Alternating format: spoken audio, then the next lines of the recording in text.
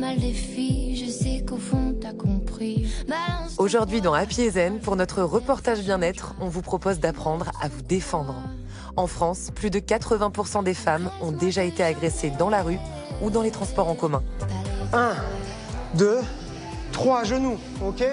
Alors avec les filles de la rédac d'Happy et Zen, on a testé pour vous une discipline en plein boom, la self-défense. Au menu aujourd'hui, un stage de 3 heures organisé par des gendarmes bénévoles. Encore. Alors concrètement, quel est le but de ces stages de self-défense? Notre message, c'est réapprenez à vivre avec votre environnement. Levez la tête, regardez autour de vous, essayez de regarder le comportement des personnes. Soyez juste vigilants. Adaptez-vous à la société. Vous pouvez venir vers moi. Si je fais ça, normalement, du chaud. Elle s'arrête. Pourquoi? Parce que ça, c'est ancré dans tous les cerveaux. Ça, c'est le signe stop. Et le fait de prendre cette position-là est intéressant. La personne a de grandes chances de s'arrêter. Ensuite, cette personne, elle a un attrait. Regardez, action plus rapide que réaction. Désolé, hein. S'il a la main là, si je fais ça, hop, perdu. S'il prend la position de l'agression, si je fais ça, il peut éventuellement se protéger. Alors, pourquoi ça c'est intéressant? Parce que en fait, dans la vie, un agresseur, il va vous agresser à 90%, ça c'est les chiffres, avec ses mains. Et la zone visée, à 90%, ça va être visage. Le visage, c'est le siège des émotions, et ce que j'ai envie de détruire, c'est son visage. On prend la position de l'agression, les bras en interposition, les coups de collet au corps. 1, 2. La self-défense s'adresse à toutes les femmes, de tout horizon, de tout âge et qu'importe la condition physique. 8. Mais au fait, est-ce que la force est essentielle pour savoir se défendre? La force physique, si on ne compte que là-dessus, finalement, on est tous à un moment donné soumis à un agresseur qui sera de toute façon plus fort et de toute façon plus rapide. Pivote, percute, envoie le genou. La force qu'on peut utiliser, c'est la stratégie, c'est la détermination, c'est l'analyse. Ne pas spécialement chercher la force, plutôt chercher la vitesse. On essaye. Donc on essaye de gagner en tonicité, en vélocité, plutôt que chercher la force. 1, 2, 3. On apprend à se défaire de saisie, on apprend à garder nos distances, on apprend à des angles d'abordage, on apprend à utiliser le mobilier urbain, on apprend à se débrouiller quand on est deux ou quand ils sont plusieurs en face. Donc on vient saisir en fait son adversaire. Donc vous pouvez poser une main au niveau du bras et ici on vient au niveau du cou. Donc vous n'hésitez pas en même temps, vous pouvez frapper au niveau de la carotide, ça le réveille. Et je viens le saisir pour le amener à moi. En hiver, il peut avoir un blouson, on évite sinon le t-shirt. S'il est torse nu, eh ben, c'est à même la peau.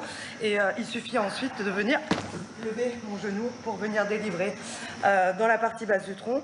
Alors, où que ce soit, partie génitale, au niveau du foie, ça pique. Donc un genou, c'est une des meilleures armes que vous pouvez avoir. On essaye. 8, 7, 6, 5, 4. Le principal, c'est le fait de se sentir capable de réagir à une action et ne pas subir. Se dire que ben voilà, la vie n'est pas une fatalité. Et le fait de faire quelque chose, simplement, le fait de crier et se débattre, permet souvent de sortir d'un mauvais pas. Oh, dis donc, ouais. C'est hyper mou. On recommence. Non! Elle est plus fort, hein? 3! On fait des situations qui sont de plus en plus anxiogènes. Pourquoi? Parce que dans la vie, en fait, ce qui fait peur, c'est l'inconnu. Et l'inconnu, à partir du moment où on l'a vécu au moins une fois et qu'on en est sorti vainqueur, on l'aborde complètement différemment. Et le fait de vivre ça permet surtout d'affronter ses peurs. Donc quand on va vous agresser, comment ça va se passer? Marie, tu viens? On va peut-être venir avec le bag. Vous importuner. Si je viens avec le bag, je vais discuter avec vous. Ça va, comment tu t'appelles? Voilà. Et si je vous touche avec le bag, c'est comme si je vous agressais physiquement. Et donc là... Lâchez-moi! Ouais, c'est bon. Pendant ce stage de 3 heures, les instructeurs donnent une boîte à outils pour apprendre aux femmes à réagir en cas d'agression. Mais dans les faits, la self-défense, est-ce que ça marche vraiment?